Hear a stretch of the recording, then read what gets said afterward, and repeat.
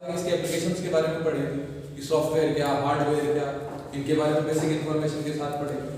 फिर आती है कि इसका जनरेशन को अपग्रेड कैसे किया गया था, उसी को हम आगे बढ़ा रहे हैं इस सीरीज में। आज की सेकंड पार्ट हम पढ़ रहे हैं वो बेसिक इन्फॉर्मेशन के आगे का पार्ट कि इसका इन्वेंशन जो हमने पढ़ लिया था, ये कंप्यूटिंग डिवाइस के रूप में क्या किया गया था, इसको इन्वेंट किया गया था।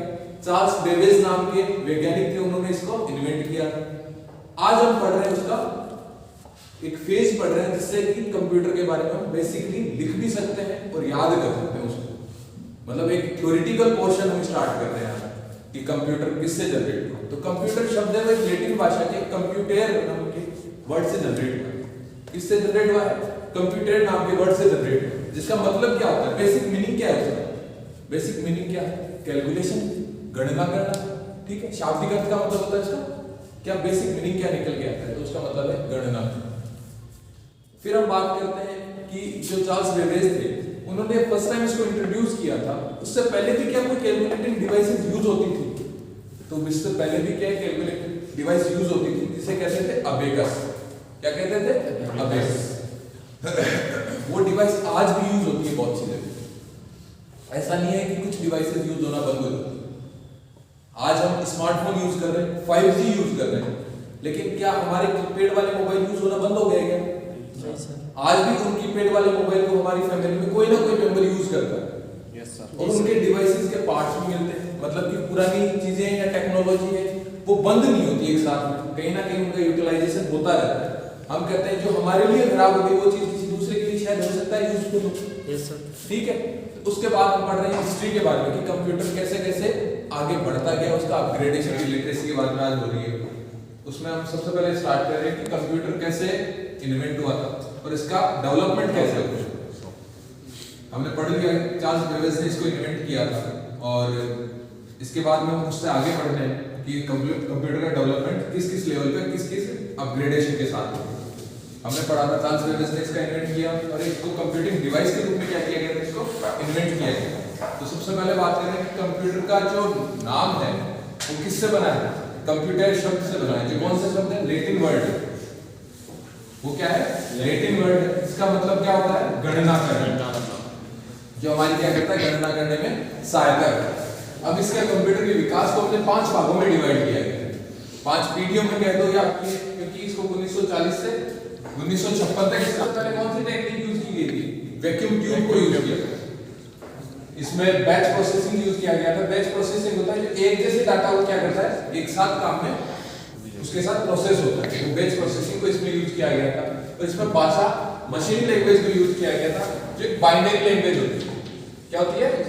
बाइनरी लैंग्वेज होती है जो 0 और 1 के फॉर्म में होती है।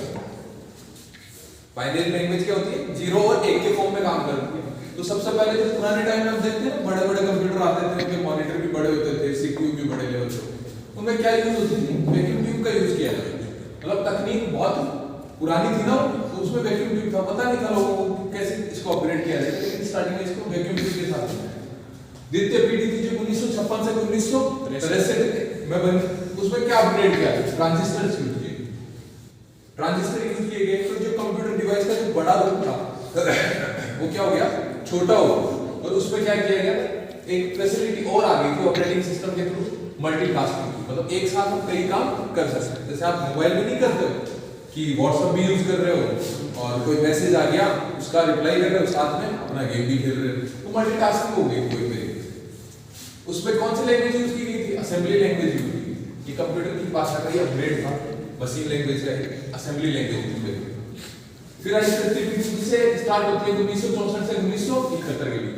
आप ये कंफ्यूज मत होना कि सर कई जगह पे इसको 1942 लिख रखा है, 1955 तक लिख रखा है, तो वहां कंफ्यूज होने की जरूरत नहीं है। ये वेरिएबल वो वैल्यू हमें कहीं नहीं मिल रही। तो ये 1940 से 42 के बीच की वैल्यू है, 1954 से 56 के बीच की वैल्यू है।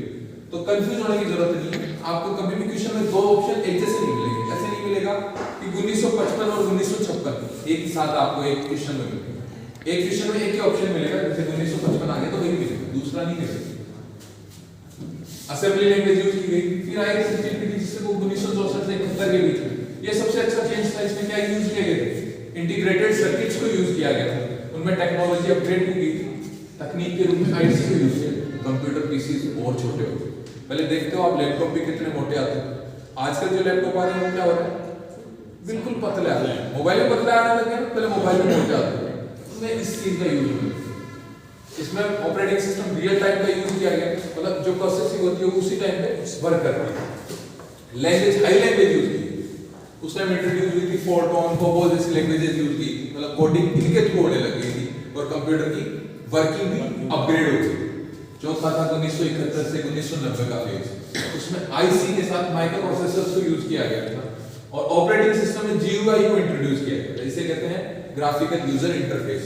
उसी टाइम में सबसे पहले इस इंटरफेस का यूज किया गया और इसको काम में लिया गया ताकि कंप्यूटर में जो भी यूज होते हैं उनकी वर्किंग के साथ वो बढ़ जाए।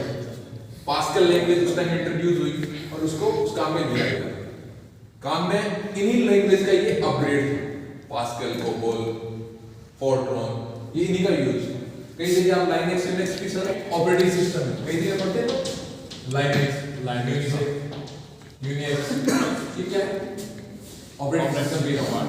आज जो यूज कर रहे हैं, आज वर्तमान युग में 1990 से वर्तमान में क्या यूज कर रहे हैं, VLIC, क्या यूज कर रहे हैं, VLIC। क्या फुल फॉर्म होती है VLIC की, वेरी लार्ज इंटीग्रेटेड सर्किट्स। मतलब इन्हीं सर्किट्स का देखो तृतीय चतुर्थ और पंचम पीढ़ी, इन्हीं को क्या किया गया है, अपग्रेड किया गया है। इसमें क्या यूज किया गया ऑपरेटिंग सिस्टम में, नॉलेज इंफॉर्मेशन प्रोसेसिंग सिस्टम को यूज किया गया। लैंग्वेज उन्हीं को अपग्रेड करते जा रहे हैं, पहले मशीन, फिर असेंबली, फिर हाई लेवल, फिर पास्कल, तो फिर इन्हीं लैंग्वेज को अपग्रेड किया गया। तो ये 5 पार्ट्स में कंप्यूटर के डेवलपमेंट को क्या किया गया, डिस्क्राइब किया गया। तो अभी ज्यादा कुछ नहीं करना, एक चीज और याद रखना, आप स्टोरेज कौन सी काम में ली जा रही है आज के टाइम पे, ऑप्टिकल डिस्क काम में ली जा रही है। स्टोरेज यूनिट कौन सी काम में ली जा रही है, ऑप्टिकल डिस्क काम में ली जा रही है। इसके बाद हम बात करते हैं कि कंप्यूटर कितने प्रकार का होता है। तो कंप्यूटर का वर्गीकरण किया गया 3 आधारों पर।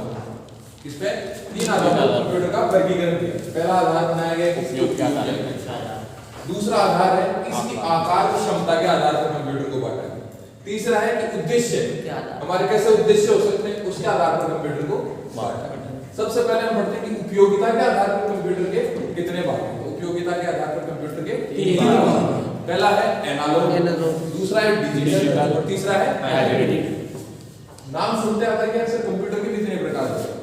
कंप्यूटर के प्रकार इसलिए बांटा गया है ताकि हम इनको क्या कर सके, अपनी समझ के आधार पर, यूज के आधार पर बांट सकें। तो सबसे पहले आता है एनालॉग। एनालॉग कंप्यूटर कौन से होते हैं, वो कंप्यूटर जो किसी चीज को क्या कर सके, नाप सके, किसी भी चीज को क्या कर सके, नाप सके। ठीक है, तो नाप सके मतलब क्या नाप सके, जैसे किसी भी चीज का प्रेशर मेंटेन करना है, उस प्रेशर को नाप सके। ठीक है, किसी भी दबाव क्षेत्र को नाप सके। मौसम के जितने भी कार्य होते हैं मौसम से संबंधित, टेम्परेचर कितना है, तापमान कितना चल रहा है, तो मौसम विभाग में कहाँ यूज होता है इसका, मौसम विभाग में इसका यूज होता है। एनालॉग। डिजिटल कंप्यूटर का वो कंप्यूटर जो हम जनरली उपयोग में लेते हैं वो कौन से कंप्यूटर है, डिजिटल कंप्यूटर है। लैपटॉप है, डेस्कटॉप है, जिनको कौन काम में लेता है, चिकित्सा के क्षेत्र में सब जगह इसका उपयोग होता है। वो कौन सा है, डिजिटल कंप्यूटर। फिर आता है तीसरा, मैन है, कौन सा, हाइब्रिड। इन दोनों का क्या है, मिक्स। ठीक, ये हर जगह यूज हो जाता है। ऐसा है कि ये हर जगह यूज नहीं होता, ये विशेष जगह यूज होता है। जैसे इसका ये मिक्स है, ये कहाँ का यूज होता है, मुख्यतः चिकित्सा के क्षेत्र में। जैसे ईसीजी डायलिसिस मशीन जो होती है वो हाइब्रिड होती है। क्या होती है वो, हाइब्रिड होती है। उसमें एनालॉग और डिजिटल दोनों का रूप होता है, मतलब वो डिजिटल को भी शो करती हैं और एनालॉग को भी शो करती हैं। आप देखा होगा आपने ईसीजी पे कभी-कभी ये आती है, फिर इनके बारे में यहाँ डिजिट्स भी लिखे रहते हैं, ये प्रेशर, ये मापता भी है आपको और उनको डिजिटल फॉर्म में आपको इंट्रोड्यूस भी कर सकते हैं ये चीजें। ये उसके बाद में आती है आकार और क्षमता के आधार पर कंप्यूटर। आकार और क्षमता के आधार पर कंप्यूटर को 4 भागों में माइक्रो, मिनी, मेन फ्रेम और सुपर कंप्यूटर। माइक्रो कंप्यूटर जिसे ऑन ए चिप कंप्यूटर भी कहते हैं। कभी पूछ सकते हैं आपसे कि क्वेश्चन में ऑन ए चिप कंप्यूटर किसे कहते हैं, तो माइक्रो कंप्यूटर को क्या कहते हैं, ऑन ए चिप कंप्यूटर। इस कंप्यूटर का कोई उपयोग है क्या, इसका कंप्यूटर का उपयोग किया जाता है व्यावसायिक और चिकित्सक इसका मुख्यतः उपयोग करते हैं। ठीक है, व्यवसायिक और चिकित्सक। मिनी कंप्यूटर जो आम जनता काम में ले रही है वो कौन से कंप्यूटर है? Mini computer. आपको भी जो कंप्यूटर काम में लेते हैं वो कौन से हैं? Mini computer. मिनी कंप्यूटर जो लैपटॉप वगैरह काम में लेते हैं सामान्य गणना के लिए, सामान्य इंटरनेट के उपयोग के लिए, है आप ऑनलाइन शॉपिंग करते हैं उनके लिए, और आप जो भी इंटरनेट के थ्रू फॉर्म वगैरह भरते हैं वो मिनी कंप्यूटर के थ्रू काम। फिर आता है मेन फ्रेम कंप्यूटर जो इससे इन दोनों से स्टोरेज में भी बड़ा होता है, इसकी प्रोसेसिंग यूनिट भी बड़ी होती है और इसकी क्षमता भी होती है। ये मेन फ्रेम कंप्यूटर कहलाता है। इस पे एक साथ कई लोग काम कर सकते हैं, इस पे एक साथ कई लोग काम कर सकते हैं और इसको टेम्परेचर मेंटेन के साथ काम में किया जाता है। और ये क्या सरकारी विभागों में सर्वर के रूप में काम किया जाता है। जितने भी विभाग है, जितने भी आजकल ऑनलाइन एग्जाम्स वगैरह हो रहे हैं, इसमें क्या काम में आ रहा है? मेन फ्रेम कंप्यूटर काम में। सर्वर का जो यूज होता है वो इसी के थ्रू सप्लाई करता है। फिर आता है सुपर कंप्यूटर। सुपर कंप्यूटर के बारे में, हमारा सुपर कंप्यूटर कौन सा है भारत का? परम 8000। परम 8000। परम नाम से हमारा सुपर कंप्यूटर बनाया है। सुपर कंप्यूटर एक बहुत बड़ी डिवाइस है, इसको भी टेम्परेचर के साथ मेंटेन करना पड़ता है। इसके बहुत से उपयोग हैं, लेकिन वो क्या है? वैज्ञानिक और शोध के उपयोग है। वैज्ञानिक और शोध के उपयोग, मतलब मुख्यतः इसका वैज्ञानिक उपयोग होता है। उपग्रह भेजना है, उपग्रह की गणितीय गणना करनी, जो भी वो सारा काम सुपर विशेष उद्देश्य वाले और सामान्य, मतलब उद्देश्य के आधार पर दो होते हैं। उद्देश्य के आधार पर क्या होता है? दो होते हैं। एक तो सामान्य उद्देश्य और एक विशेष उद्देश्य। सामान्य उद्देश्य जो हमारे नॉर्मल दिनचर्या के काम कर लेते हैं हम इंटरनेट के थ्रू, फॉर्म भरने के थ्रू, और कुछ नहीं तो आप मूवी देख लेते हो बैठ के लैपटॉप पे, है ना? वो सारे काम सामान्य उद्देश्य मानते हैं। गणितीय कार्य हो, वो सारे सामान्य। विशेष उद्देश्य कौन से? जो उसी के लिए डिजाइन किया जाता है। कपड़े बनाए, एक शर्ट बनाए, वो मेरी फिटिंग का है, वो किसी दूसरे को थोड़ी आ जाएगा। या तो वो मेरे जैसे किसी को आएगा या वो केवल मुझे ही आएगा। तो ऐसे कार्य या तो उस तरीके के उनके लिए बनाया गया हो, जैसे यातायात नियंत्रण करने के लिए देखते हो ना, लाइट लगी हुई रहती है, लाइट ऑटोमेटिकली 30 सेकंड 50 सेकंड करती रहती है अपने आप से। यातायात नियंत्रण के लिए, उपग्रह निर्माण के लिए, अंतरिक्ष विज्ञान के लिए जिन कंप्यूटर का उपयोग किया जाता है वो कौन से होते हैं? विशेष कंप्यूटर। अपन कह सकते हैं विशेष उद्देश्य वाले, सुपर और आपके एनालॉग और हाइब्रिड, ये कंप्यूटर सिमिलर नहीं दिख रहे हैं, तो इनको केवल वैसे ही डिवाइड किया गया, बाकी कंप्यूटर तो एक जैसे ही है। इनको उनके यूज के आधार पर, उनकी क्षमता के आधार पर अलग अलग बनाया गया। इसके बाद हम बात कर रहे हैं कंप्यूटर में अवयवों की, कि कंप्यूटर के कितने घटक कंपोनेंट्स होते हैं। तो कंप्यूटर के घटक अलग अलग तरीके से डिस्क्राइब किए गए अलग अलग किताबों में। कई जगह कहते हैं 4 तरह के अवयव इसमें काम में लिए जाते हैं, कई जगह कहा 3 तरह, कई जगह डिस्क्रिप्शन नहीं है, डायरेक्ट टॉपिक ही बता दिए गए। मुख्यतः ये 4 तरीके, पहला इनपुट आउटपुट, दूसरा सॉफ्टवेयर हार्डवेयर, तीसरा सीपीयू और चौथा मेमोरी ऑपरेटिंग सिस्टम। अब हम थोड़ी सी चर्चा कर लेते हैं, बाकी हम अगली क्लास में देखेंगे।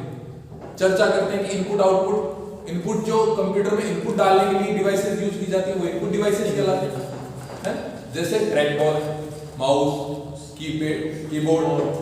आउटपुट डिवाइस के रूप में प्रिंटर, मॉनिटर, ठीक है।